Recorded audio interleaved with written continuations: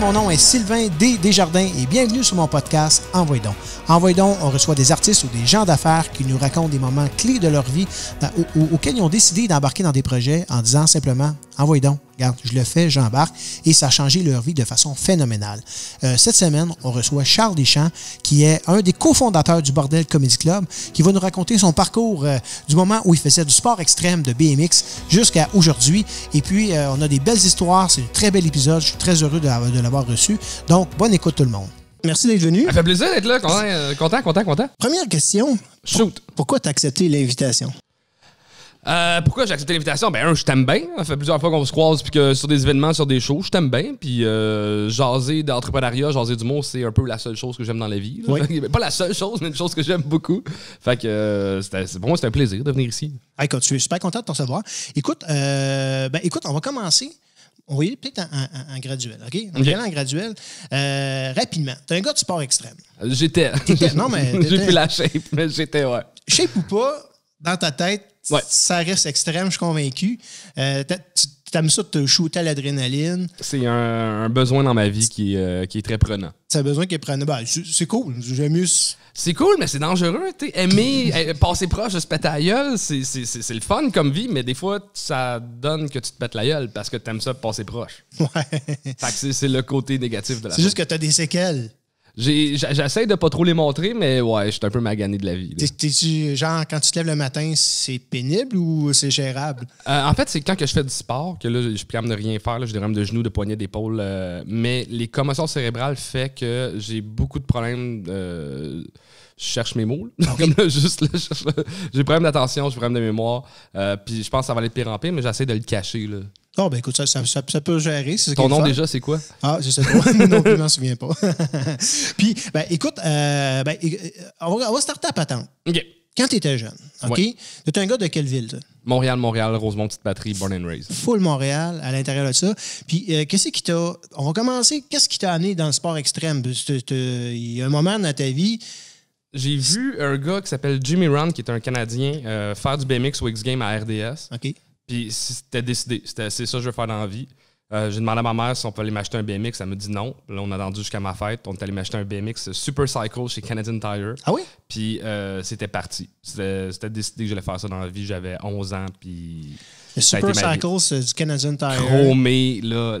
C'était pas un bon BMX. Puis je l'ai brisé en pas grand temps. Pendant 6 mois, il a fallu m'acheter un vrai BMX. Oui, parce qu'ils sont pas faits pour rider pour de vrai. Ouais, puis je ridais pour de vrai. Là. Je l'ai magané. Là. Le magasin de vélo à côté de chez nous, il m'aimait pas. Là. Ah oui? Il était comme, arrête de le briser. Là. Ben, il devrait t'aimer. Tu lui donnais de l'argent en masse. Ben, tu sais, c'est pas... oui, mais... Quand t'es pas avec des problèmes que t'es pas capable de réparer, t'es mieux de charger 20$ pour une réparation qui prend 5 minutes que de charger 50$ pour comme sacrer pendant 4 heures sur un vélo. Il est juste dessoudé le vélo, genre. Ouais, je l'ai vraiment magané.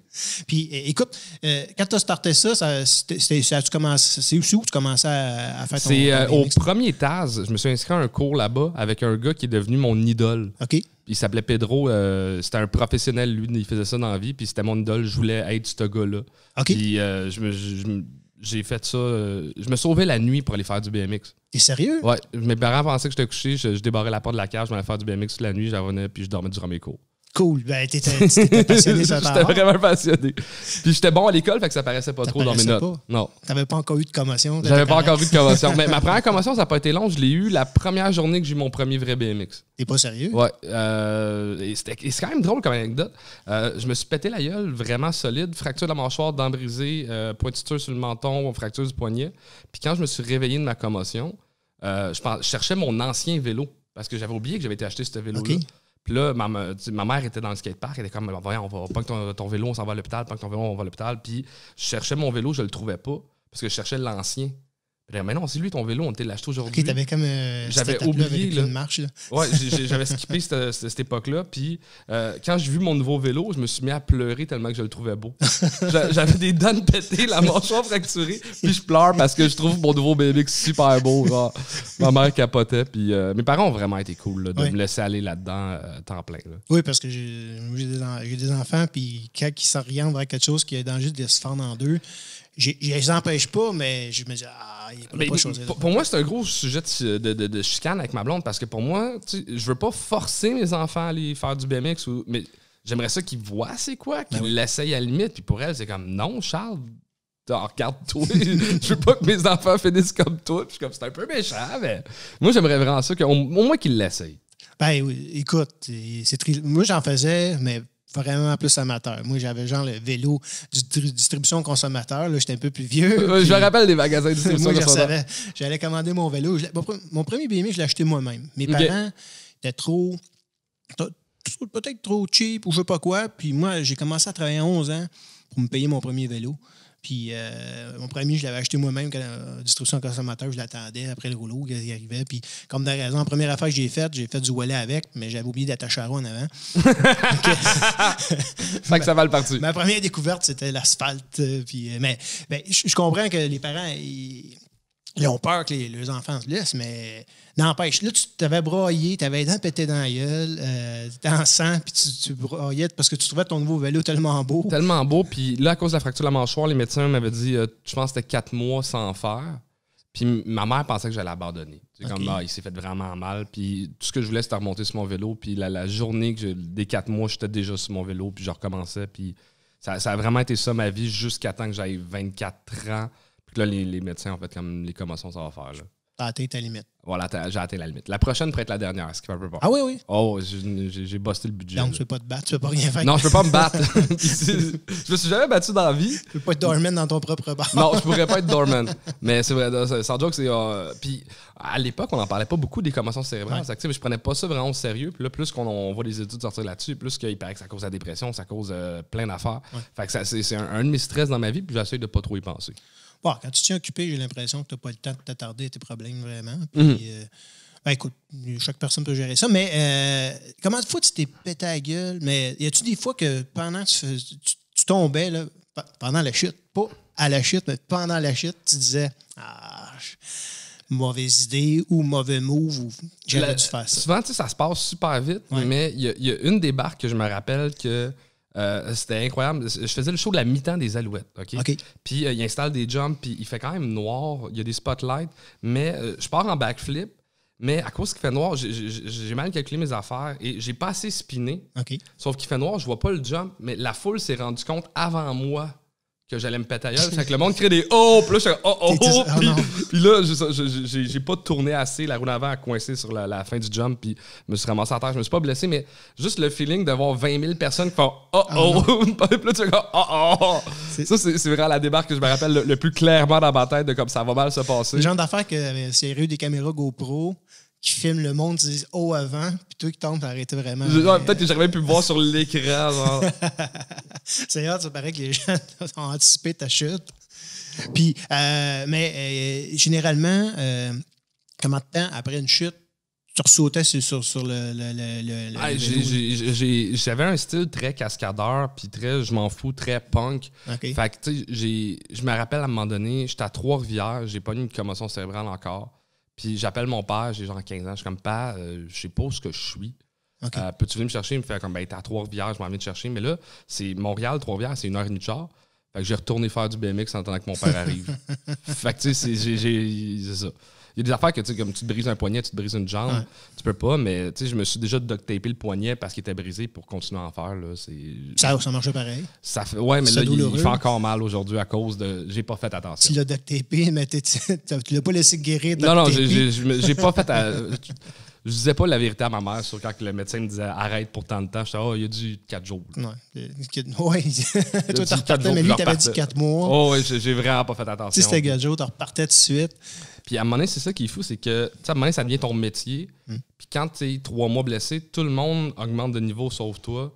Fait que là, tu deviens compétitif, puis là, tu veux pas perdre, fait que tu recommences trop rapidement, fait que tu te reblesses trop rapidement, puis dans un cycle de t'es jamais au 100% de ta forme. Fait que c'est. J'aurais dû faire plus attention. J'aurais eu une plus longue carrière si j'avais fait attention. C'est ça, hein? Tu vois toute ta gang, tes autres qui évoluent parce qu'ils continuent sans arrêt. Ils se blessent pas? Ils se blessaient plus moins? Ou... Mais c'est pas juste mes amis, c'est au niveau mondial. Là. Fait que là, tu vois le monde augmenter, Fait que tu sais, c'est 1 an, une saison de. Une année, c'est juste 1 an. Fait que c'était 6 mois off. Le monde ont travaillé 2 fois plus que toi. C'est combien une année de compétition en BMX? C'est combien de compétitions environ? Il y en a partout dans le monde à l'année. Fait que tu sais, c'est comme pour moi, le lancement de la saison, c'est la grosse compétition à Toronto au mois de mars. Puis après ça, t'avais l'été, t'en as plusieurs. tu te promènes un peu partout. Puis là, quand l'hiver arrive, moi, c'était plus la saison d'entraînement parce qu'il y a moins de compétition vu que c'est l'hiver ici. Fait que je dirais que c'est de mars à septembre. C'est-tu coûteux d'aller participer aux compétitions ou t'étais... c'est tellement pas payant cette affaire-là. J'avais des commanditaires, genre je paye pas mes vélos, je paye pas mon linge, ces affaires-là. Mais ce qui est payant en BMX, au niveau que j'étais à l'époque, c'était surtout les spectacles. Je faisais beaucoup de spectacles en tournée. Des festivals, puis là, t'arrives avec ton jump et tout ça.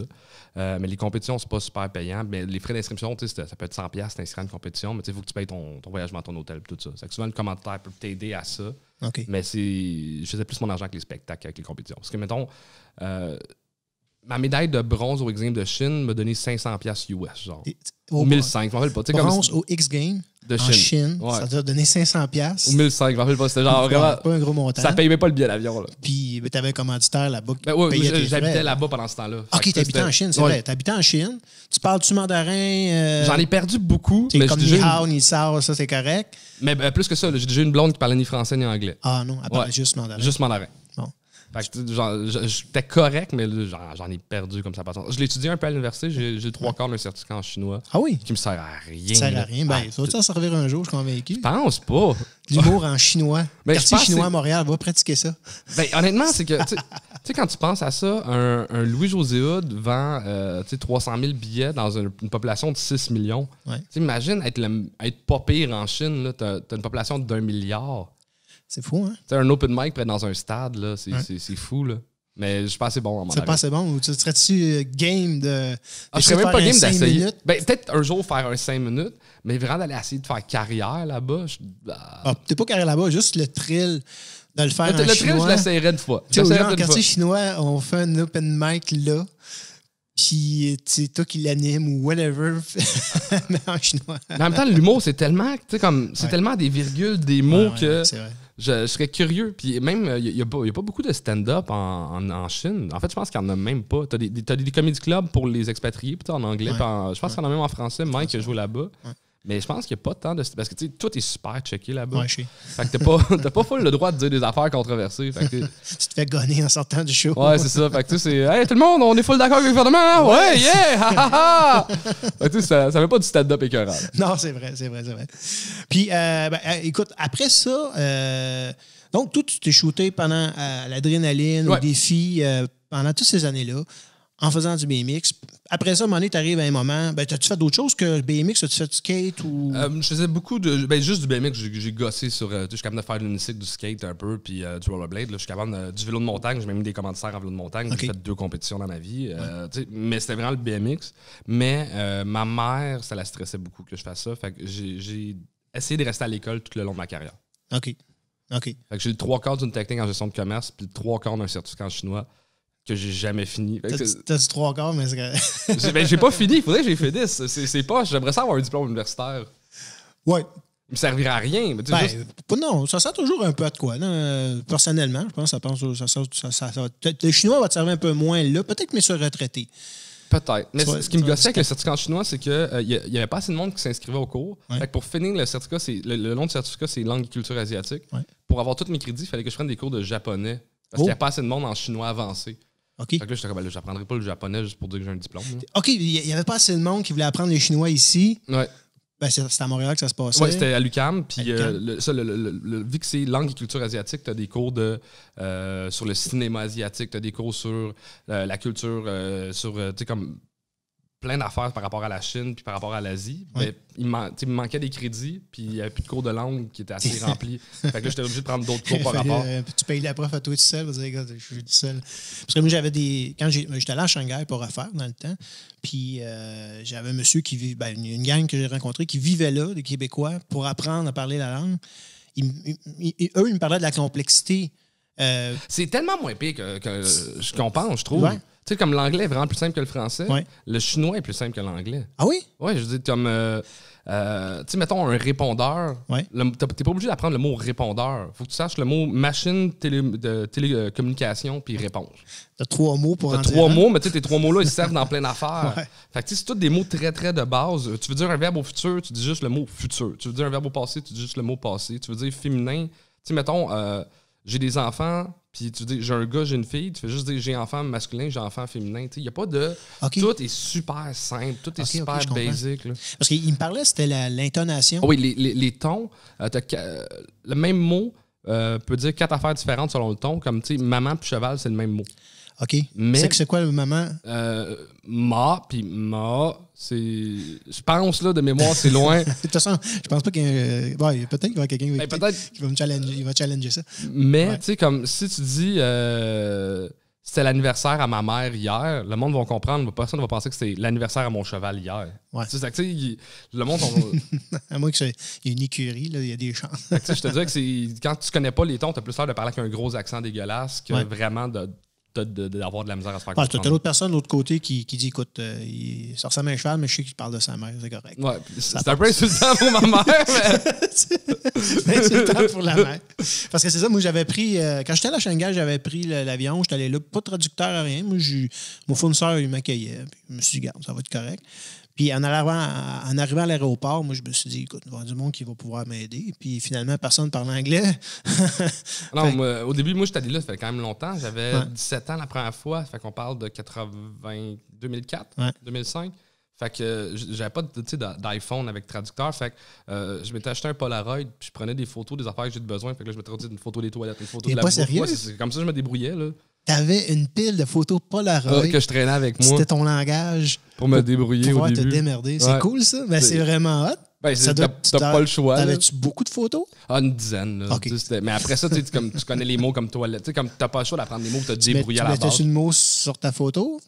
Ben, sur la photo, je le vois. Ah non, je sais, mais toi, pour l'écrire après? Pour le dire? Non. J'aurais dû le faire. Je dis ça niaiseux. J'avais un petit cahier avec moi, puis le premier mot que tu apprends, c'est quoi ça? Puis là, tu dis c'est quoi ça? Puis là, tu le notes, tu l'écris comme tu penses, puis tu l'apprends, tu croches de même. Ben, c'est bien drôle, ça.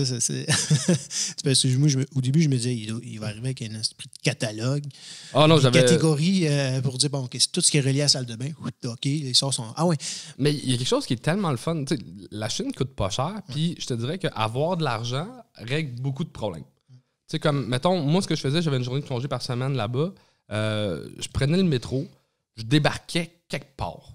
Où est-ce que ça me tentait, puis là, je voyais les magasins, j'essayais des restaurants, puis après ça, je sais même pas comment demander il est où le métro parce que je me suis perdu. Fait que tu prends un taxi, puis ça me coûtait 25$ à revenir chez nous, mais j'avais découvert la ville. Ouais. Mais quand tu as moins d'argent, c'est plus... Là, t'es obligé, t'es limité.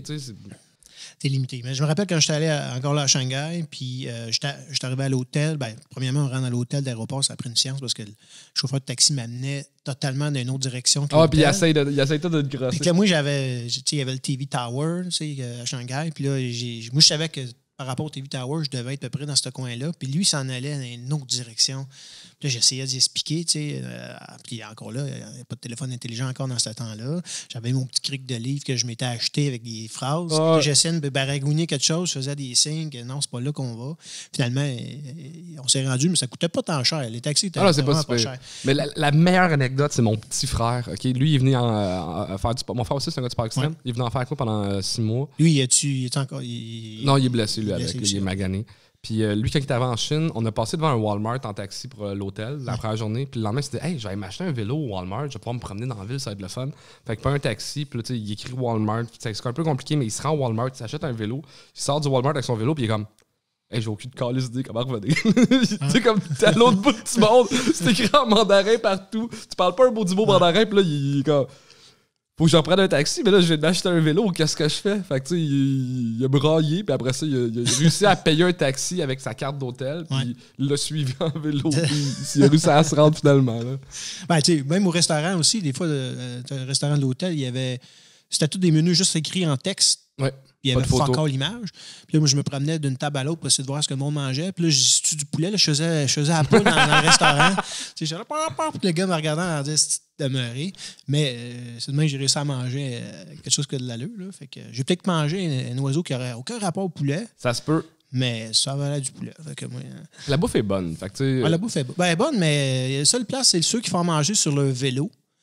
Ah, moi, j'adore le street food, les affaires bizarres. Non, mais, le gars, il a charcoal, mais il faisait genre 42, puis il attachait après ses poignets un sac d'épicerie avec de la viande dedans à 42 degrés Celsius. Ah oui, faut pas que tu aies peur d'être malade. Là, il te fait chauffer ça en arrière, il y a un petit barbecue, portatif, qui est après avoir un rack à basic en arrière, un petit rack, mettre des des sacs. petits bâtons de viande à un Yohan. Des petits bâtons de viande, c'est ça exactement. Ou des patates, sortes de ringuines qui se font manger. Ça, c'était cool, ça. Fait que, mais combien de temps t'as passé en Chine? J'ai passé 1 an à 17 ans, puis 8 mois à 21 ans. Ah, OK, 1 an à 17 ans? Ouais. T'étais pas majeur? Non. T'étais tout seul là-bas? Dans le fond, moi, je faisais des spectacles là-bas. On était 4 Québécois dans un parc d'attractions. On faisait des shows là, 6 jours semaine, 3 shows par jour. Ah, t'étais dans un parc d'attractions, puis vous étiez en show à côté. Ouais. Puis ce qui est cool, c'est que vous étiez avec des Québécois. Il y avait aussi des Américains. On n'était pas 4 Québécois, on était 1 Américain, 3 Québécois. Okay. 4 Québécois? 4. Fait que 5 total. Que vous n'étiez pas trop dépaysés en gang. Ouais, c'était cool, mais ce qui est weird, c'est que j'étais avec un gars de Loretteville, un gars de Sherbrooke, un gars du Saguenay, un Américain qui venait de Phoenix. Fait que je suis revenu avec un accent là, tellement weird, des expressions d'un peu partout, parce que c'est les seules personnes à qui tu parles français pendant 1 an. Ouais. Fait que je suis revenu avec un gros accent dégueulasse. Mais ça a vraiment été un des plus beaux trips de ma vie. Là. Puis la deuxième fois, les 8 mois? Dans le fond, moi, c'était à Shenzhen, ça, qui est une banlieue d'Hong Kong, la première fois. Puis ils ont ouvert un autre parc d'attractions à Beijing. La même compagnie? La même compagnie. Puis là, le gars qui s'occupait des shows là m'a dit, s'attends-tu t'occuper des shows là-bas? Okay. Fait que là, moi, j'ai engagé mon équipe, j'ai réglé les visas de travail. Donc, tu as commencé à produire et à gérer des shows là? J'avais 21 ans en Chine, ouais. Ton expérience a starté là, dans le fond. Ouais, je pense que ça a été une des meilleures expériences en entrepreneuriat. Le booking, tout. Le booking, puis j'ai booké mon petit frère, puis j'ai booké des amis. Puis, Ton frère, tu l'as fait venir en Chine? Ouais. Puis, puis c'est cool, ça? C'était très cool. On a vraiment eu du fun là-dedans. On s'est pogné beaucoup parce qu'on est 2 frères, deux coqs. Là. C'est quoi l'écart d'âge? On a 2 ans et demi. 2 ans. Bon, mon frère, mais ça a été un beau trip, puis je suis content d'avoir vécu ça avec lui. Là, tes parents étaient inquiets qu'ils vous démolissiez. Pauvres parents, j'ai volé mon petit frère, je les ai laissés tout seuls, puis ils ont été à l'autre bout de la planète, puis on était 2 jeunes pas fiables. C'est pauvre. Tu es revenu tous les deux, tu te pétais. Non, mais honnêtement, ça nous a fait du bien. Tu sais, c'est comme moi et mon frère, on a travaillé beaucoup dans les bars aussi. Puis là, ça a été un 6 mois comme de break de bar, puis de faire du sport 6 jours semaine, 3-4 heures par jour. Hey, j'étais en shape. Je te montrais des photos de moi, tu me reconnaîtrais même pas. Là. J'ai 60 livres de moins. Ah, ouais. C'est fou, hein? C'est n'importe quoi. Puis la compagnie, eux autres, dans le fond, c'est une compagnie qui existe encore probablement. La compagnie, là, c'est pour moi, ça m'a fait... Tu sais, j'ai eu des rêves d'entrepreneuriat, tu sais, de grandiose, mais c'est tellement décourageant parce que eux, la compagnie, OK, elle n'a pas le parc d'attractions, elle a la ville. Hein? Fait qu'ils achètent un bout de terrain, là, ils construisent une ville. Fait que là, ils ont un parc d'attractions. Le monde qui travaille pour le parc d'attractions leur paye des loyers. Les restaurateurs leur payent des loyers. Ça, c'est mon rêve.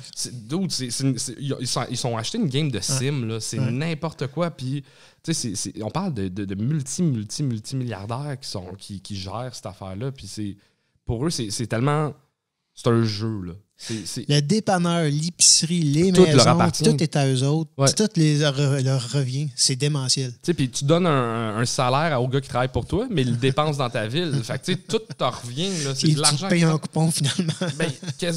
Oui, parce que il donne accès à une cafétéria aux employés. Fait qu'ils te payent moins cher, mais tu déduis. C'est ça. Fait que puis rencontrer ces gens-là, les boss de ça, qui sont quasiment des dignitaires du gouvernement. Là. Puis t'es un petit cul de 21 ans, genre canadien, puis eux sont tellement contents de recevoir un Canadien. Ils sont respectueux envers le monde. Les Canadiens sont tellement bien vus là-bas. C'est vraiment... Moi, j'ai chillé une soirée de temps avec le gars qui a fait le vélo de E.T. T'es sérieux? Ouais, l'usine, c'est un Japonais, mais son usine est en Chine. Puis lui, là, il était tellement fier de sa fille qui étudie à Vancouver. Puis j'ai encore liste de ta fille qui étudie à Vancouver. Là, il veut te avec. Je me suis fait proposer de marier une fille. Ah oui? Oui, on m'a offert 10 000 $. Puis j'étais comme... 10 000 $? La fille, était-tu belle? Elle était quand même mignonne, mais c'était genre la 3e journée que j'étais arrivé. Puis là, j'étais comme... Tu dis, garde. Moi, mon temps, je sais pas. 100 000. J'avais 17 ans, j'étais même pas dans l'âge de me marier. Puis j'étais...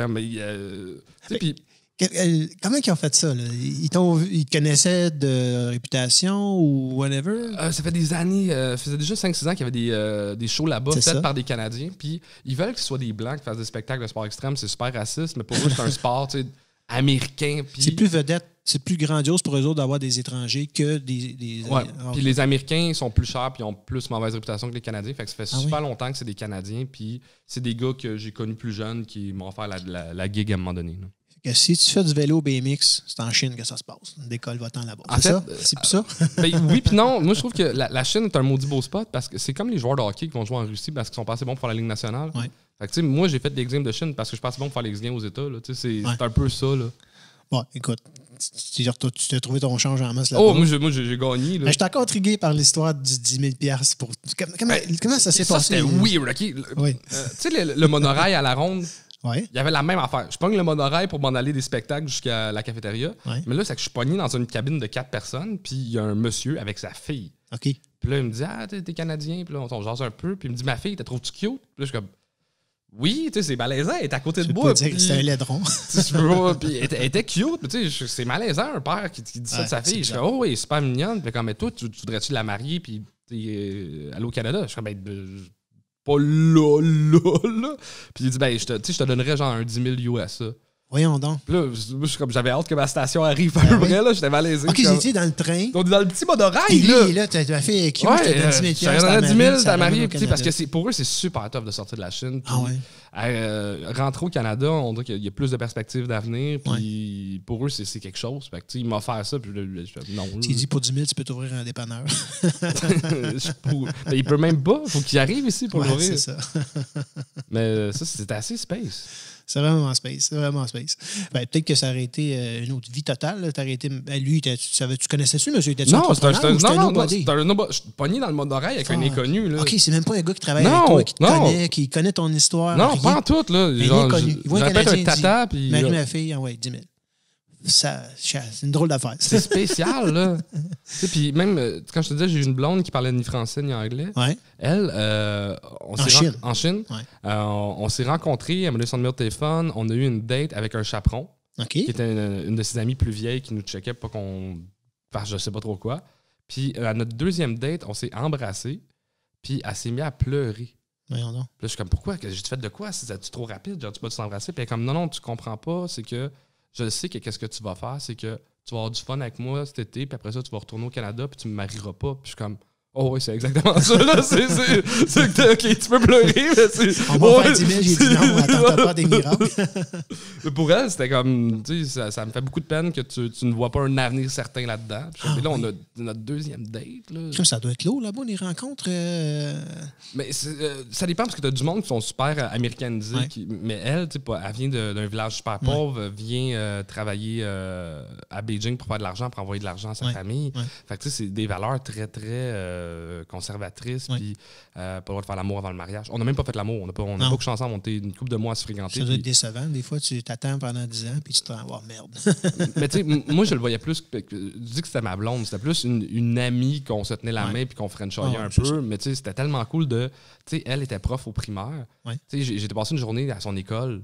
Là, j'apprenais les additions en chinois avec les enfants. Tu sais, c'était un trip de cool, fou. ça. Là, tu sais, C'est puis vraiment cool. elle faisait, je pense, 400$ canadiens par mois. Oh. Non, même pas. Je pense que c'était comme 200. C'était vraiment pas beaucoup d'argent. Puis moi, j'étais payé cher. Fait que, tu sais, pour elle, c'était le fun parce que je l'amenais manger dans des restaurants. Elle me faisait découvrir des restaurants le fun. On sortait. Puis, tu sais, c'était pas non plus j'étais pas son sugar daddy. C'était une relation super respectueuse. Elle m'achetait un cadeau de fête. Elle était super. Elle se privait de payer son loyer pour t'acheter Non, mais un t-shirt. quelque chose qu'elle avait fait elle-même. Elle était super cool. Puis, tu sais, elle était pas après mon argent. Non. Mais c'était sincère. Oui, c'était sincère, mais c'était une super belle amitié de voyage, romance d'été. Oui. Ben, écoute, puis quand tu es revenu, mais là, quand tu es parti de la Chine... Hey, je pense, je vais te faire un résumé de mon histoire, comme ça. C'est tellement compliqué. Vas-y. Okay, BMX. Yes. Après ça, je suis revenu de la Chine parce que je voyais mes amis qui commençaient à se placer un peu plus dans la vie, ça me stressait, fait que je voulais continuer mes études, finir mes études. On m'a demandé de retourner en Chine, puis j'étais quand je vais y aller. Après ça, moi, je travaillais dans les bars pendant que j'étais à Montréal pour payer les voyages, pour les compétitions, vu que les commanditaires ne payaient pas tant que ça. Puis, quand je suis revenu à Montréal, la deuxième fois, je me suis occupé du TAS. Oui. Puis là, c'est là que les médecins ont fait stop le BMX. Faut que je me trouve une autre passion. Qu'est-ce que tu as fait quand tu as stoppé? Non, mais je sais que je vais t'interrompre. Quand tu t'es fait dire de stopper, là, t'as-tu vraiment... J'ai braillé. T'as braillé? J'ai braillé. Tu sais, ma vie, là, j'avais 24 ans, faisait 14 ans que Charles, c'était le gars de BMX. Ouais. J'avais pas d'autres passions, j'avais pas d'autres sujets de conversation, c'était le BMX. J'ai déjà une blonde qui me dit, Charles, qu'est-ce qui est le plus important pour toi? T'sais, moi ou le BMX? Puis j'ai jamais voir que tu me demandes ça. c'est le BMX. Tu sais, puis tu sais, je me rends compte, ça se dit pas, là. Mais tu sais, je me rends compte 10 ans trop tard. Ça. Mais tu sais, c'est que là, dépression solide, puis je me suis ramassé à aller travailler dans les bars à temps plein. Okay. Puis j'ai découvert le fleur bartending, tu sais, pitcher des bouteilles. Ouais. Je me suis trouvé comme ça, comme un petit hobby pour remplacer le BMX. Les bars ont pris beaucoup de place dans ma vie. Ouais. J'étais gérant du Diable Vert, qui était une grosse discothèque. Je dis discothèque, je me sens vieux. Non, un gros club. Puis à moi, j'étais plus heureux. Je donnais ma démission. Puis là, j'ai plus le BMX, j'ai plus les bars, je sais pas ce que je vais faire dans la vie. Puis c'est là que je suis passé devant le jockey, qui était le Jockey Club Brassade. OK. Puis j'ai fait un offre d'achat dessus. Ah oui. Puis là, le jockey a commencé. Il était ça à vendre? Non. Ah, il était même pas à vendre? Regarde là, c'est un podcast d'entrepreneurs, c'est le pays beau d'entrepreneurs au monde. Je passe devant le bar, j'étais un peu cocktail, je reviens d'une soirée. Et il y a une pancarte à louer. Oui. Je rentre dans le bar, je suis comme, le bar, es-tu à louer? Non, c'est les appartements en haut. Je fais, y a-tu à vendre? Je dis, hey, non, mais tu peux parler au propriétaire. Je rencontre le propriétaire la semaine d'après, je fais une offre. Je sais même pas combien ça vaut un bar. C'est pas j'ai que ça aucune vaut. T'as peut-être payé trop cher ou tu sais pas. Non, j'ai vraiment payé pas cher. Okay. Je l'ai su par après. Okay. Puis, c'est que là, j'ai appelé mon meilleur ami. Je suis comme, tentes-tu d'ouvrir un bar? Fait comme, un jour. Je suis comme, non, genre, le mois prochain. Là. Puis, c'est parti de même. Puis, ça a l'air con, mais l'adresse du bar, c'est ma date de fête. T'es sérieux? Là, j'étais comme, c'est un signe. C'est un signe. c'est vraiment le PMO d'entrepreneur. Puis, j'avais pas un esticène. Il me restait 3000$ dans mon compte de banque. Là. J'avais pas d'argent. Puis, tu sais, j'ai menti. C'est quoi ta mise de fonds? Tu dis, pas de mise de fonds. Regarde, la vérité, c'est qu'on a acheté le bar 20 000, 5 000 en un an, 15 000 là. Fait que là, moi, j'avais 3 000, j'ai presque 12 000 à trouver. Ouais. J'ai emprunté 5 000 $ à mon coloc. J'ai emprunté 15 000 $ à la banque pour dire comme je m'en vais en voyage parce qu'ils ne passent pas d'argent pour les bars. Puis j'ai trouvé 3 partenaires que je. C'est drôle, ça. Bon, c'est pas de l'argent pour un commerce, mais tu te dis je m'en vais en voyage, pas de trouble. Il n'y en a pas de trouble, ce qui est vraiment niaiseux. Puis j'ai calculé que, mettons, que le projet allait coûter aux alentours de 100 000. Fait que j'ai vendu des 25 % du projet à 3 amis qui embarquent dans le projet. Fait qu'on s'est ramassé avec 100 000 $ de budget. Puis on a réussi à l'ouvrir avec 102 000. Il manque un peu d'argent. Les ventes d'alcool, la première fin de semaine, ont servi à payer les gars de rideau parce qu'on avait. Ça a failli pour ouvrir 22 fois. T'avais-tu une variété d'alcool ou t'as dit, garde, on vient d'ouvrir vodka, Red Bull? Non, mais l'affaire, c'est ça. C'est que j'ai parti ça avec quand même 3 autres passionnés de bar. Puis la première commande à SAQ, là, des enfants avec des paniers d'épicerie qui est comme. Puis on était épais. Puis ça a coûté 3 500$ de fort. Puis, on a réussi à l'ouvrir, mais ça a tellement passé proche de ne pas marcher. Et quand ça a commencé, le jockey, tu n'étais pas encore dans l'humour? Non. J'ai fait un show à Cégep en spectacle, j'étais pété à la gueule. Ouais, c'est tout. Mais tu n'étais pas encore. T'avais-tu en tête? L'humour, faisais-tu partie de tes idées ou pas encore? Moi, j'ai toujours été un gros fan d'humour. L'humour, tu sais, comme à Canal D, j'écoutais ça. Yvon Deschamps, tu sais, j'ai lu sa biographie. Je tripais sur l'humour, mais je m'étais tellement pété à la gueule à Cégep en spectacle que j'étais comme, au moins, j'ai essayé. Ouais. J'ai essayé de réaliser mon rêve. Puis, quand on a commencé le jockey, la fin de semaine, ça roulait en malade mental. Les jeudis, vendredi, samedi, il y avait des line-up. Mais c'est quoi? C'était plus discothèque ou non, juste bar de ville, de village? C'était à l'époque où les bars de quartier commençaient. Ouais. Il y avait le Miss Villeray qui avait été un gros hit. Puis là, il y avait, comme la distillerie commençait à ouvrir sa 2e succursale. Puis on était comme, on va ouvrir un bar à cocktail de quartier. Ouais. Fait que c'était avant même que les microbrasseries deviennent en mode. Fait que là, on était comme dans le bon moment, dans un bon temps. Puis moi, j'étais un gars du hood, de Rosemont. Ouais. Fait que j'avais fait les 2 écoles primaires, les 2 écoles secondaires du quartier. Fait que quand ça s'est dans le quartier, que Charles ouvrait un bar, tout le monde était content pour moi. C'était un bel happening. Ouais. Plus toute la clientèle que j'avais faite entrant dans d'autres bars était super. Fait que ça marchait dès le début. Puis quand on a commencé les lundis de l'humour, c'était parce que, j'étais un fan d'humour. Ouais. Ça a commencé quand, ça? Entre 3 mois après l'ouverture? 3 mois après. Okay. À peu près. Okay. Puis, je connaissais rien à l'humour. Puis, la seule affaire que je m'étais rendu compte, c'est que, vu que j'étais au bar toute la semaine, si je disais au monde, hey, viens lundi, moi, je vais faire un numéro, ça va être drôle. Le monde, il se déplaçait un peu plus parce que c'est dur de faire la promotion d'une soirée d'humour. Ouais. Fait que j'ai commencé à écrire des numéros juste pour que le monde vienne. Puis il y a des gars qui m'ont dit, hey, c'est drôle tes affaires, tu devrais faire les auditions de l'école. Puis je me suis dit, je vais aller faire les auditions de l'école. Mais tu sais, il faisait 6 mois que le bar était ouvert. Ouais. Puis j'étais comme, tu sais, je ne serais pas accepté, mais au moins, je vais pouvoir dire que j'ai essayé de réaliser mon rêve. Mais là, j'ai été accepté. J'étais fuck! OK, tu t'es interprété comme oups. Je pensais pas être pris. Je pensais vraiment comme, tu sais, au moins, je vais pouvoir dire que je l'ai essayé. Puis là, j'ai été accepté. Puis là, moi, y aller, là. Mais tu sais, je venais d'ouvrir un bar, j'ai pas le temps d'aller à l'école. T'es peut-être le seul de la gang qui dit que je fais les auditions, fuck off. Puis, ah merde, ils m'ont pris. Ouais, j'étais vraiment. Ah, merde. Versus tous les autres que c'était, garde. C'était ça mon but. J'étais vraiment content quand j'ai eu l'acceptation. Mais la première acceptation, c'est que tu passes au stage. J'étais comme, hey, bon, non, c'est bien cool. Puis là, je suis comme, on va aller faire le stage pour le plaisir. Puis là, quand j'ai dit la réponse du stage, j'étais tellement heureux. Puis après ça, les responsabilités ont commencé. Je suis comme, hey, mon Dieu, c'est 14 000 $. Hey, mon Dieu, je peux pas travailler pendant 2 ans. Puis là, je viens d'ouvrir un bar, je suis endetté. Je suis comme, hey, c'est pas grave, on va y aller. Puis c'est ça. Tu as arrangé. En même temps, le bar t'a servi à financer. Comme... Mais oui, puis non, dans le sens que le bar s'est remboursé un peu par lui-même. Oui, mais je veux dire, c'était ta paye. Tu avais un travail pendant que tu étais à l'école. Bien, la première session que j'ai faite à l'école, j'ai travaillé au bar. Ouais. Puis j'avais un salaire, mais je me rendais compte que ça nuisait beaucoup trop à l'école, le bar. Ouais. Fait que j'ai arrêté de travailler au bar. Fait que là, mettons, l'argent que je faisais avec le bar sans travailler là permettait de payer mes emprunts, payer mon loyer et tout ça. Mais il fallait quand même que je paye le 14 000 $ de l'école. Puis c'était... je me suis réendetté comme un tata. Puis là, aussitôt que... Pourquoi un tata? C'est normal de s'endetter. Ben oui, puis non. Non, mais quand il y a quelque chose, il y a une finalité à ça. Ouais, mais j'avais pas de plan, moi, là. Ouais, Je voulais pas être un humoriste, je voulais pas travailler dans les bars, je voulais faire du BMX. Puis là, je suis comme, je viens de finir ma carrière de BMX, puis en dedans de 2 ans, je m'inscris à l'école de l'humour, j'ouvre un bar. J'ai l'air d'un tata qui sait pas trop ce qui s'en va, puis j'étais un tata qui savait pas trop ce qui s'en allait, mais qui adorait ce qu'il faisait. Ouais.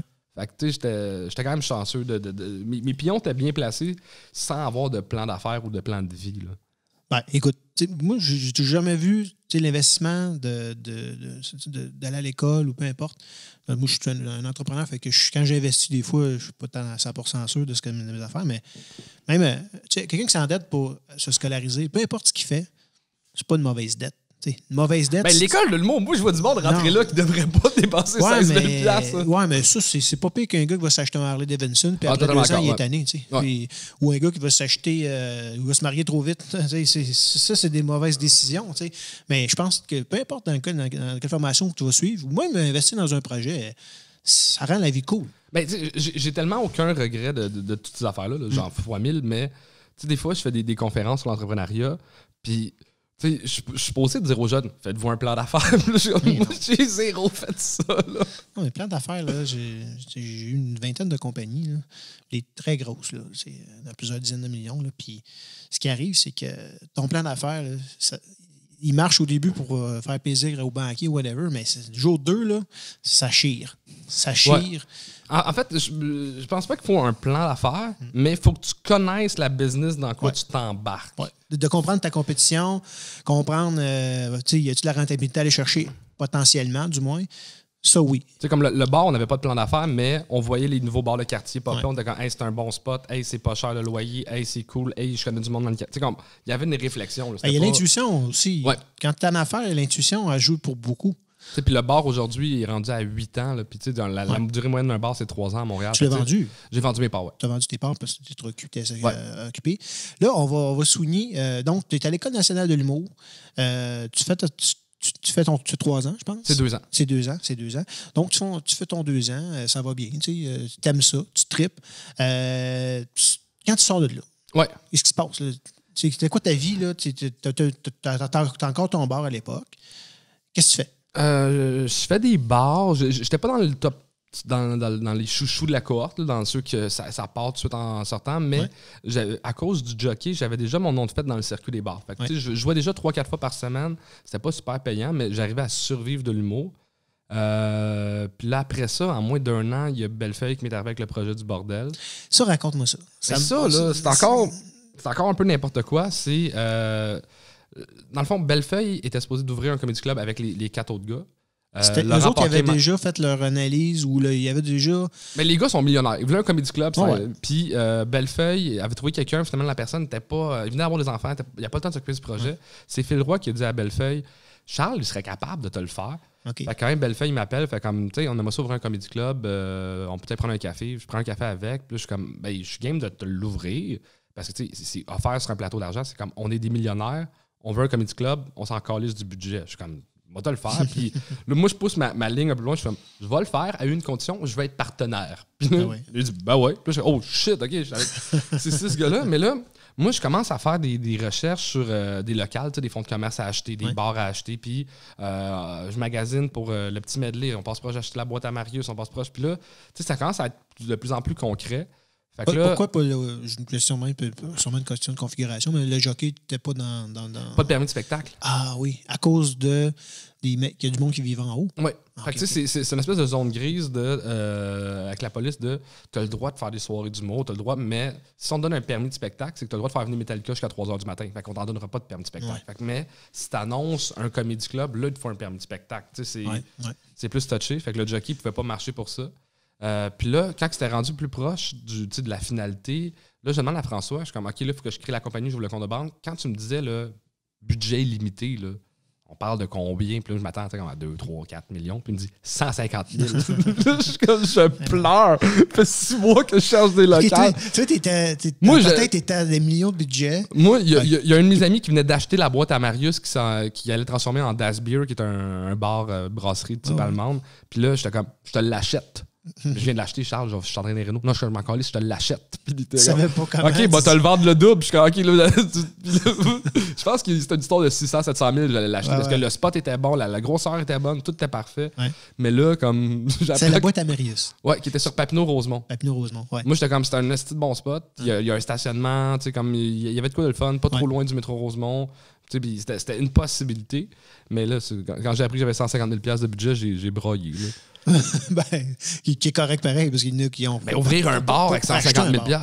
Pas pour en acheter un. Mais à la base, c'était ça. C'était d'acheter un bar, le rénover, le transformer en comédie club. Pour l'acheter puis le rénover, c'est pas beaucoup. C'est fuck all, là. C'était quelque chose. Puis surtout, c'est que, tu sais, mettons, le jockey, je m'étais arrangé avec les moyens du bar. Ouais. Mais c'était dégueulasse, le jockey, quand on l'ouvert. Mais c'était correct. C'était 4 gars de 24 ans qui ouvraient un bar. C'est normal que c'était un peu du croche. Mais là, tu peux pas ouvrir un bar avec Louis-José Hood, Laurent Paquin, Mike Ward, Bellefeuille, Martin Petit, avec... Tout croche. Tout croche, tu sais. Puis là, finalement, on est vraiment chanceux. On a rencontré la gang du Pop Quartier de la Teine. Ils ont dit, tu préfères ça de ce côté-là. Okay. Nous autres, on book des parties d'habitude. Si tu fais des soirées d'humour de l'autre côté, c'est que là, je suis comme crime, pas obligé d'acheter un bar, pas de loyer à payer, juste les rénaux à payer, mettre une scène. C'est toi qui as fait les rénaux? On a engagé du monde pour faire les rénaux, mais tu sais, 150 000, c'était pas beaucoup. Fait que souvent, j'étais le premier arrivé. Puis durant la journée, je faisais des commissions pour les gars. Puis à soir, je ramassais le chantier. C'est pas toi qui as mis à brique. Ben j'ai posé du gyp, j'ai détruit du plancher, j'ai construit la scène de mes mains. Le design, c'est toi qui as designé? On a fait affaire avec une designer, les designers, c'est que j'ai ça. Ça coûte cher, puis ils ont des goûts, là. Mais c'est moi qui ai l'idée le projet. C'est ça. Tu as l'idée le projet au complet, la mise en place. Là, ce que vous êtes installé dans le pub du quartier latin, vous aviez une section. Le bar, dans le fond, eux, ce qu'ils ont dit, c'est que donnez-nous les revenus. Corrige-moi si je me trompe. C'était quoi le deal? Donnez-nous les revenus de l'alcool. Je ne sais pas trop rentrer dans les détails, mais en gros, ils font l'argent à sa boisson, on fait l'argent à sa porte. C'est le concept qu'on fait nous avec Punch and Roses, là, où est-ce qu'on va jouer. Fait que, OK, donc ça, c'est cool. Puis là, quand ça prend place graduellement, je pense que c'est en 2015, si je ne me trompe pas. Ça va faire 5 ans en 2020. Ça va faire 5 ans en 2020, donc c'est vraiment cool. Parce que c'est devenu le bordel. Tu ne savais pas au début, mais c'est devenu... je pensais tellement pas que ça allait être aussi gros que ça. Là. Tu pensais pas que ça allait devenir une institution. Je m'appelle Maude Landry, elle a commencé à devenir cool. Elle a été signée chez Faneuf. Dans sa biographie, c'était marqué... a déjà joué au mythique Bordel Comedy Club. Ça fait un mois que c'est ouvert. Là. C'est pas encore mythique. Ah oui, ça fait un mois. Dans un mois ou deux, c'était des débuts. Je suis comme mythique, on se calme. Là. Elle anticipait. Et puis au début, là, comme j'avais fait un semi-plan de comme, combien d'argent ça pourrait rapporter. Puis dans le plan, je me rappelle, il y avait 2 shows les samedis, 1 show les vendredis, puis un show à 50% sold out les jeudis. Là. C'était comme... OK, t'avais mis ça au minimum. Mais on pensait que ça allait être ça. Mais finalement, c'est plein du mardi ou samedi. Mardi ou samedi, 3 mois d'avance, plus les podcasts de Mike le dimanche, les open mic. Le lundi, on fait de la location des one-man shows. Fait que tu sais, c'est énorme. Là. Ça fonctionne. Ben, c'est rendu. C'est devenu une institution. C'est devenu une institution. Puis j'en suis gêné des fois. Comme pas gêné, mais... Il y a un des propriétaires du Comedy Cellar à New York qui parle français. Il est venu au bordel avant que moi j'aille au Comedy Cellar. Puis il félicitait l'endroit. Puis je suis comme, c'est quelque chose pour un petit coon. Dans le processus, est-ce que vous étiez allés, des fondateurs et toi, est-ce qu'il y en a de la gang qui est allé faire le tour aux États-Unis, voir qu'est-ce qui se faisait? Ou... Les gars comme Bellefeuille, en fait, tout le monde était faire des tours dans les comedy clubs, mais c'était pas nécessairement dans le but de ça. C'était par amour et passion du métier. Puis ils ont pris des idées de quand ça s'est fait de même, ok, je comprends pourquoi ça s'est fait de même, ça l'aide à telle affaire. Mais moi, je suis allé voir le Comedy Nest une fois. Là, puis... OK. Mais c'est ça, il y avait un apprentissage dans le design aussi sur le positionnement de la scène, la largeur, la proximité. Où c'était... mais ça, j'avais tellement fait de shows que comme j'avais cette compréhension-là de c'est quoi un beau setup pour jouer. Puis c'est un peu la raison pourquoi ils sont venus chercher. J'étais capable d'ouvrir un bar, mais je faisais du stand-up. Fait que je comprenais que la scène maximum en telle hauteur puis telle hauteur, la grosseur des tables, le plafond bas, il faut que ça soit sombre. Comme, ces détails-là, j'ai catché. Il n'était pas obligé de tout m'expliquer ça. C'est ça. Mais j'ai pas fait de recherche. J'ai pas été à New York voir les comedy clubs avant de. Je pensais que c'était ça. Je pensais qu'il y avait eu des fois. Non, c'est encore un peu broche à foin. Non, mais c'est correct. Ça fait. Non, mais ça n'a pas tout le temps besoin de. Des fois, tu vas t'inspirer, un peu regarder ce qui se fait. Puis, nous, avec Punch and Roses qu'on produit dans 3 villes, ben là, maintenant 2. Mais c'était ça aussi, le deal des dimensions, la quantité de personnes. On a passé d'une salle à 250 l'année passée, on a slacké à 150 parce qu'on trouvait que c'était pas assez de proximité, puis ça faisait pas une belle qualité de show, mais on s'en est rendu compte en le faisant. Puis, mais je comprends tous ces éléments-là. Fait que donc, vous avez starté ça, t'étais pas mal le leader du projet. J'étais le leader du projet. Dans la mise en place. Puis, tu sais, vu qu'on n'a pas beaucoup de budget, puis qu'il fallait que je respecte le budget, j'ai travaillé comme un malade mental, puis, tu sais, j'ai essayé de trouver des coups. Fait que, tu sais, je posais moi-même des affaires, puis, tu sais, j'étais allé faire Tout le monde en parle, j'avais de la peinture sur les mains. Ouais. Tu sais, c'est n'importe quoi, puis là, tu sais, comme. On fait Tout le monde en parle, on annonce que ça l'ouvre la semaine prochaine, puis c'est pas fini. Moi, je suis comme, je broille. Puis, tu sais, puis après Tout le monde en parle, on va souper au restaurant de Guy. Puis là, je suis comme, hey, c'est le plus beau souper que j'ai ever. Tu sais, je jase avec Thomas Muclair, je jase avec plein de monde. Je suis comme, hey, faut que je parte, faut que je parte le chantier pour le lendemain. Parce que là, il y a 2 millions de personnes qui pensent qu'il y a un comedy club qui ouvre dans une semaine, puis j'ai pas le droit de dire, ouais, c'est pas fini. Fait que, tu sais, c'était un stress, là, incroyable. Que les autres avaient peut-être moins que toi. Les autres, je pense que... Il était aussi fébrile. Là. Moi, à un moment donné, dans les débuts, j'étais tellement intimidé par ces gars-là. C'est mes idoles, c'est des gars que... C'est la raison pourquoi je fais de l'humour, c'est que j'ai vu ces gars-là à la télé. Puis à un moment donné, on a posé une question sur... On avait trouvé le nom Le Bordel. Mais là, est-ce qu'on appelle ça Comedy Club? Club de comédie? Puis là, il y a des défenseurs de la langue française. Fait que là, je te niaise pas, je pense que ça a été 200 emails de back and forth. À gang. À gang. Puis là, j'étais comme, hey, on s'ostine pour le nom. Là. J'ai pas encore parlé de le bordel, il a décollé où, le nom bordel? C'est l'idée de Laurent, c'est parce que le bordel, à l'époque, était un ancien bordel. OK. Fait un des premiers meetings où on a visité l'endroit. Cet emplacement-là était vraiment un bordel. Un bordel. Classique.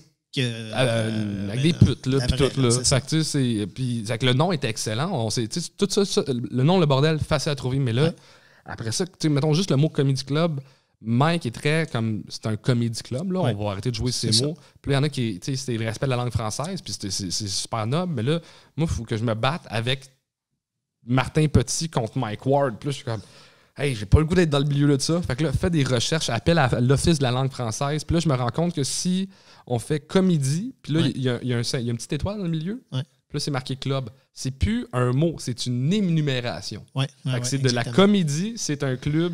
Fait que là, j'explique au gars qui a regardé sur la langue française, on est correct. Mike était content, je suis ah yes. Puis là, je me suis dit, il me reste 2 mois pour l'ouvrir, je pose plus de calice de questions. C'est comme ça. Fait que là, tu sais, genre, j'étais tellement. Tu sais, Bellefeuille, il venait voir souvent le chantier, Laurent aussi. Ben, tout le monde venait un peu, mais j'ai arrêté de poser plus de questions que je pouvais pour que ça avance. Puis, tu sais, je pense qu'il y a du monde qui sont venus à la rencontre.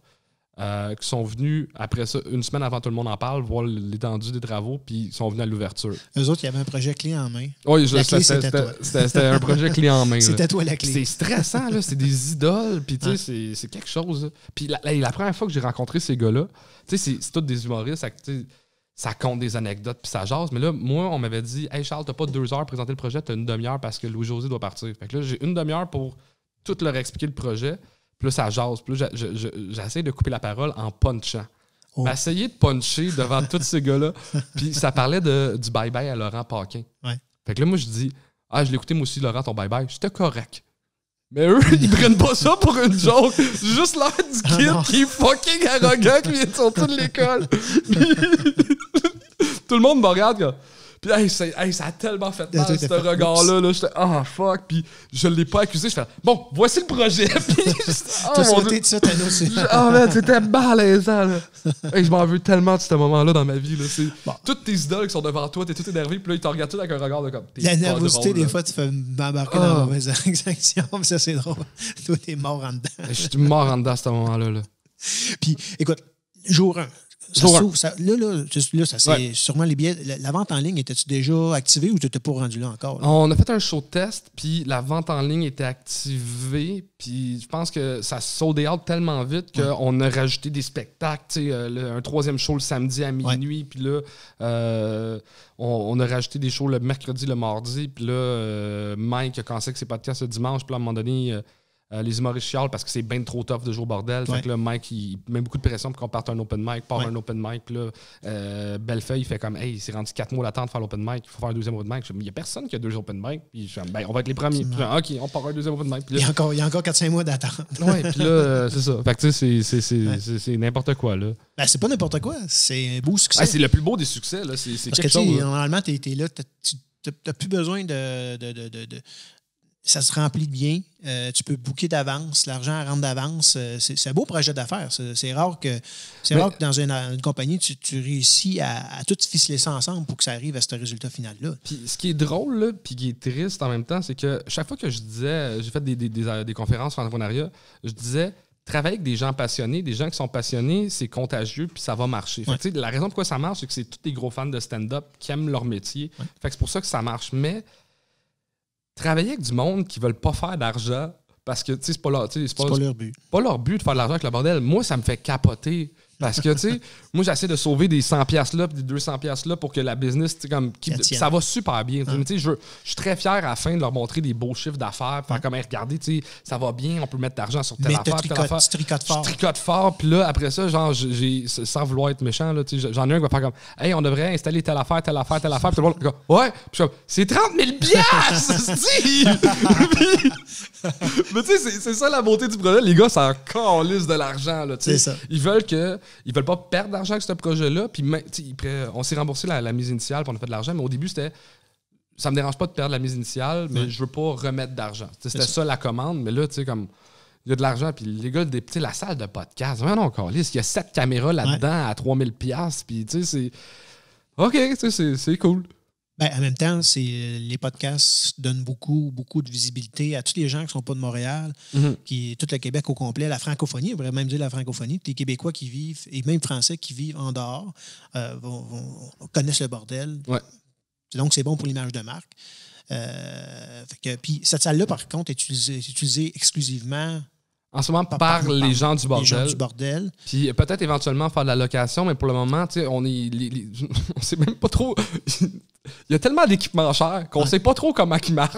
Oui, il y a personne qui le maîtrise, sauf un technicien, il faut que ce soit tout le temps là. Il y a 2 techniciens qui splitent un peu la job, mais même les 2 se battent ensemble parce que, genre, il y en a un qui a modifié les affaires, l'autre qui a dit, puis l'autre arrive. Puis... Fait que là, pour le moment, on veut pas rentrer une 3e personne, mais éventuellement. Aussi, tu sais, tu protèges ton image en n'ayant pas des podcasts externes. Des fois, tu as du monde qui embarque dans des sujets que tu veux pas coller à ça. Puis tu protèges en faisant ça aussi de cette façon-là. Puis je trouve ça normal. Puis là, tu m'avais dit que vous étiez en projet pour une 2e salle. Ouais, que j'ai pas le droit de parler là. T'as pas le droit de parler, fait qu'on n'en parle pas. On n'en parlera pas. On n'en parlera pas. Mais ça s'en vient. Mais je vais faire ce bout-là. On peut laisser planer le mystère. On va laisser planer. Donc, on laisse ça planer qu'il y a une suite à ça. Il va y avoir une suite à ça. Il y a une suite à ça. Puis, c'est ça. Fait que là, c'est toi qui s'occupais du booking. Ouais. Le booking, c'est quelque chose. Ça dépend peut-être pas pour raconte-moi cet aspect-là de la gestion des comedy clubs, le booking. Parce que le booking, pour nous autres, on avait 3 shows, juste 3 shows par mois, 16 shows par mois, puis c'était quelque chose. Mais moi, j'étais full equip, OK? Parce que là, je m'occupe du bordel, je m'occupe de l'open mic du bordel, puis je m'occupe du jockey. Ouais. Puis on met beaucoup de pression au début, surtout sur la qualité des shows. Ouais. Fait que ce que je fais, c'est que, mettons, quelqu'un qui veut jouer au bordel, que je sais que ça passe pas tant que ça, je fais comme, écoute, je vais donner une date au jockey.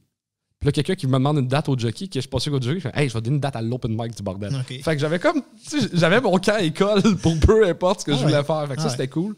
Puis l'avantage, contrairement, mettons, à vous autres, c'est que il y a tellement de shows bordel que, tu sais, mettons, quelqu'un m'écrit puis j'ai pas de place, je suis comme, hey, demain ou après-demain ou la semaine prochaine. Fait que, vous autres, c'est un show, vous avez 4 humoristes par soir. Il y avait Montréal qui était un hebdo qu'on a arrêté pour mettre du temps sur d'autres choses. Moi, c'était 11 par semaine. Oui, c'est ça. C'est ça. T'avais de quoi te déplacer un peu. J'avais de quoi te déplacer un peu. Mais des cancellations, je sais pas, le soir même, ça, là, man, il y a eu des affaires, là, des humoristes qui se pointent pas ou que moi, j'ai fait une erreur. Fait que là, finalement, appelle quelqu'un comme, hey, peux-tu être là dans 12 minutes exactement? Puis, il y a eu des shows qu'il a failli. À un moment donné, je pense que j'ai juste oublié. OK. Puis le show est dans 1 heure. Il n'y a pas d'animateur. Il fait 3 mois que les billets sont sold out. Puis là, je suis oh shit, on avait rajouté un show le mardi. Il n'avait pas avant. Non, plus c'est quoi l'histoire, mais genre. T'avais oublié de booker tout le show complet? Tout le show. Oh non. Tout le show. Puis y avait-tu du monde dans le bar un peu qui faisait de l'humour? Non, mais là, je m'en rends compte. Je fais, oh shit. Fait que là, moi, je me mets sur le show, je trouve un animateur. Finalement, il y a des gars qui m'ont dépanné comme Eddie King, Daniel Grenier, Adib Al-Khaldi qui ont joué là, à des deadlines de 30 minutes ou de 15 minutes des fois. Puis, ça n'a jamais trop paru que je suis un gars lunatique. Il y a eu, mettons, je pense, dans l'histoire des 5 ans du bordel, 4 gaffes majeures ou ce que. Puis même pas majeures, le monde s'en est même pas rendu compte. Mais genre. Tu pédalais en tabarnouche par en dessous. Là. Ou tu sais, comme quelqu'un qui se pointe un gros nom, puis j'avais oublié de le mettre dans l'agenda, puis quand. Je suis pas sur le show. Non. Excuse. Ouais. Mais tu sais, je m'en ai bien sorti. Puis... Le gars, il rentre, il dit bon, je m'en viens faire mon show. Non. Non, puis. Tu sais, c'est arrivé à Wagner, là. Tu sais, comme. Ouais. Il m'avait demandé, comme, t'as-tu une date? Je dis, peux-tu jouer. T'as-tu de la place demain? J'ai marqué full en disant. Je check tout le temps la caméra, vas-y, continue. Tu sais, comme j'avais répondu full, dans le sens je suis complet, puis lui a compris que genre, j'ai full de place. Puis là, il s'est pointé, puis je suis Tu l'as passé pareil? Ouais, je l'ai passé pareil, finalement. Ou non, je pense que lui a fait, c'est pas grave, j'étais brûlé, finalement. Puis sinon, tu sais, il y a plein d'histoires de malaise de booking, mais je suis quand même chanceux parce que le fait que je sois humoriste, fait que j'étais souvent sur place. Fait que si quelqu'un n'est pas là, j'embarque. Ça me donnait du temps de scène. Ça me donnait du temps de scène. Puis, tu sais, si un gros nom je voulais se rajouter, ben moi, je m'enlevais du spacing. Fait que, tu sais, je me donnais comme limite. J'essaie de jouer une fois par semaine, une fois par 2 semaines. C'était comme un peu ma récompense de gérer cette affaire-là. Mais tu sais, je pouvais me déplacer moi-même, tout ça. T'sais, en ce moment, la Julie Lacroix qui s'occupe du booking, elle n'a pas ce luxe-là. Fait que tu sais, c'est... Puis le changement de booker fait tellement de marde, là. Tu sais, mettons, il y a du monde, pas que j'aimais plus, mais que moi, je bookais plus souvent parce que je vois en eux certaines affaires que l'autre booker voit pas, puis l'autre booker voit des affaires que moi, je vois pas. Fait que là, quand tu changes de booker, tout le monde charge comme tabarnak, j'ai plus de date, tabarnak, j'ai plus de date. Non, t'as pas de. Puis tu dois accepter de te remettre en retrait ou tu vas au combat une fois de temps en temps? Mais là, il faut que je l'appelle tout à l'heure parce que je me mets beaucoup en retrait. Je pense que je laisse toute la place, mais je lui transmets les messages qu'on me transmet. Tu sais, je vais dire, hey, il y a telle personne qui trouve qu'il joue pas. Moi, c'était ça. Toi, c'est quoi, c'est ta réalité avec? Moi, voici les raisons pour lesquelles je le faisais jouer plus souvent. Faisant ce que tu en veux, je te fais full confiance. Au moins, tu as ce petit recul-là pour dire, écoute, on t'a confié en tâche, je te donne mon feedback, le pourquoi de la chose, mais tu laisses tout de même cette latitude-là, ce qui fait qu'avec l'expérience, elle va mieux s'acquérir pour elle. De cette façon-là, que tout le temps se fait dire, regarde, fais ça de même, j'ai fait ça de même. Oui, parce qu'à un moment donné, moi, je délègue une job. Fait que, si je passe mon temps à checker la job de l'autre, c'est aussi bien de la garder. Parce que toi, tu voulais mettre plus de temps sur ta carrière, puis ça paraît. Ça paraît, puis partout. crime, ça fait 1 an, ça fait 5 ans que je suis sorti de l'école, puis j'ai l'impression d'être sorti de l'école l'année passée, parce que pour la première fois, là, je fais des affaires pour moi. En dedans d'1 an, il y a la sortie d'un livre, j'ai commencé à être là un peu plus, je fais mon show sur un peu plus, j'ai fait un show d'1 heure concept aux Zoufest à moi tout seul. Tu sais, comme, enfin, je fais de l'humour, j'ai l'impression, pour la première fois de ma vie. Là. C'est vrai, quand tu es en mode gestion... ma vie n'avait pas de sens. Tu sais, je regarde comment j'essaie de produire d'affaires en même temps, puis tu sais, c'était... Puis j'ai toujours géré plein de projets en même temps, mais là, c'était too much, puis... je voyais du monde me dépasser, puis c'est pas péjoratif, mais tu sais, aller plus loin que moi puis faire des projets plus fun. Je comprends qu'ils ont ces gigs-là. Je passe 25 heures sur mon téléphone à faire du booking, à gérer des projets, puis il faut que je me concentre sur mes affaires à un moment donné. Là. C'est ça. T'as pas le choix à un moment donné de laisser aller sur une portion-là. C'était ça aussi, moi, la première année que j'avais commencé avec les gars de Punch and Roses. J'étais je vais jouer sur tous les shows, puis à un moment donné, finalement, le soir du show, j'étais tellement stressé ce qui se passait, où il n'y avait pas assez de monde, il y avait trop de monde. Ou n'importe quel petit bug, le micro ne marche pas. Puis là, c'est toi qui gère ce stress-là, mais tu te concentres sur tes finalement, affaires. tu te gardes. Je suis tellement pas dans un mode humoristique que je vais me retirer. C'était plus meilleur pour le show, je pense. Fait que, à ces moments-là. OK, ça, c'est cool. Fait que là, c'est quoi les projets pour toi là, qui s'en vient prochainement? Là, on est comme un peu sur la fin. Là, OK. Fait que, on n'est pas obligé d'être sur la fin, mais parle-moi un peu des projets. OK, je m'amuse encore avec le Dictionnaire des vedettes. On cherche le Dictionnaire des vedettes, c'est le livre qu'on a sorti. Oui. Je t'en ai mis une copie si t'en veux une. Ah, mais tu as lancé ça il y a 2 semaines? 2 semaines, ouais. Moi, j'étais supposé y aller, mais mon fils était au soccer en même temps. À un moment donné, il faut gérer les deux à la famille. Puis c'est vraiment cool. OK, vas-y. C'est que ça, le livre qui est déjà le top des palmarès, c'est qu'on est vraiment content de ça. Beau cadeau de Noël. Beau cadeau de Noël, 20$ seulement, Renaud-Bré, Jean Coutu, Archambault, il est partout. Ouais.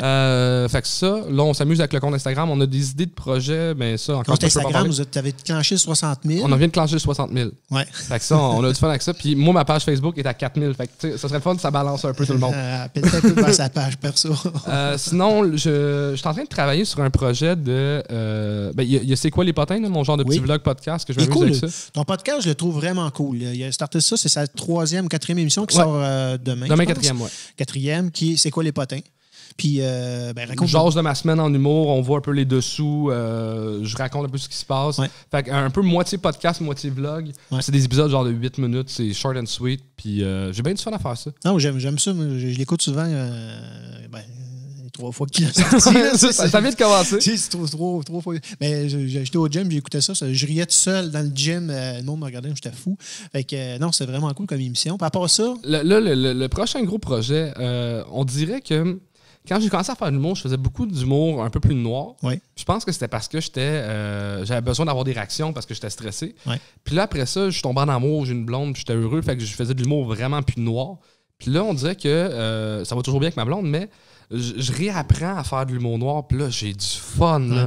Puis de ce temps-là, je fais vraiment du gros stock heavy. Puis je le proposais à ZooFest. Je pense que je vais faire le show le plus heavy de l'histoire.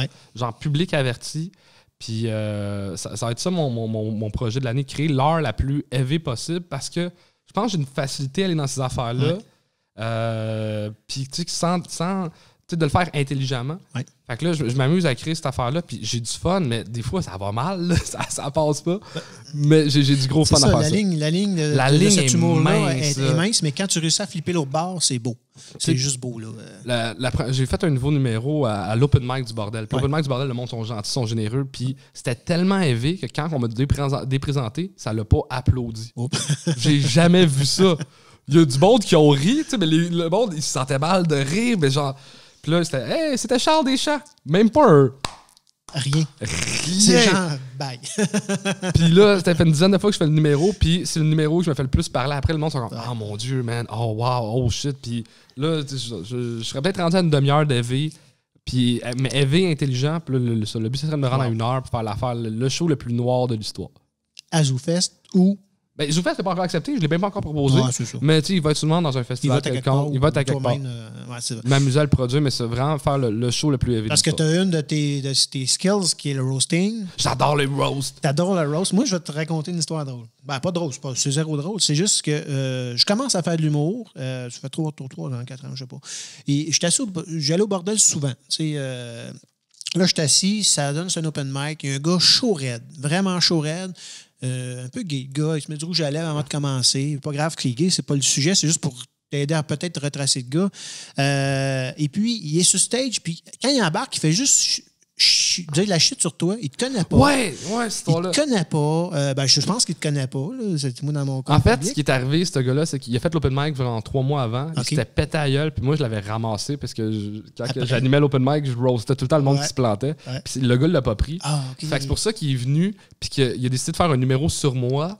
Mais le roast, c'est un art qui est quand même subtil. Qu'il l'avait pas, lui. Puis lui, il l'avait pas. Fait que c'était juste méchant et gratuit. Mais moi, ça m'affecte pas, là. Mais quand tu as rembarqué, il te l'a ramassé. Puis là, c'était... Je jouissais de le voir, de péter de même. Je connaissais pas l'histoire. Mais tu l'avais ramassé d'une belle façon. J'ai été juste surpris de voir le gars rester assis là. Il n'est pas sorti. Il est resté pendant que je le roastais parce que moi... moi, je serais sorti en tabarnouche parce qu'il s'était planté royalement. Puis, mais en tout cas, c'est là que j'avais découvert. Je me rappelle du joke que j'avais dit, vu que le gars était homosexuel, j'avais dit « Starting at the bottom, still the bottom ». C'était magique. Cette bout-là, j'avais eu du fun.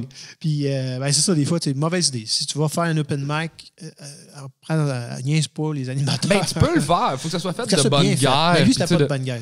Non, lui, c'était une vengeance, mais ça peut marcher. Moi, souvent, je roast les animateurs, mais c'est fait avec amour, puis le monde comprenne que c'est roaster, ça, c'est un art de. Il faut que tu sois méchant, mais que le monde comprenne que c'est de la gentillesse. C'est subtil. C'est la subtilité par rapport à ça. Puis, donc, c'est ça, tes projets. T'as-tu d'autres projets à caler ou pour le temps des fêtes qui s'en vient, t'as-tu. charlesdeschamps.com, mon show, je le fais au bordel le 16 décembre. Je sais pas si l'épisode passe avant. Oui. Sinon, je le fais un peu par. Je le fais comme sporadiquement, je m'amuse avec ce show-là. Il n'y a pas de titre de travail, c'est vraiment, je fais ma meilleure heure du moment, puis le stock qui me tente le plus de faire du moment, puis je m'amuse avec ça. Merci tout le monde d'avoir écouté l'épisode numéro 2 du podcast Envoie donc. Mon nom est Sylvain D. Desjardins et mon invité était Charles Deschamps. On vous invite à vous abonner à la page et à donner vos commentaires. C'est un rendez-vous à la semaine prochaine pour l'épisode numéro 3. Bonne semaine tout le monde.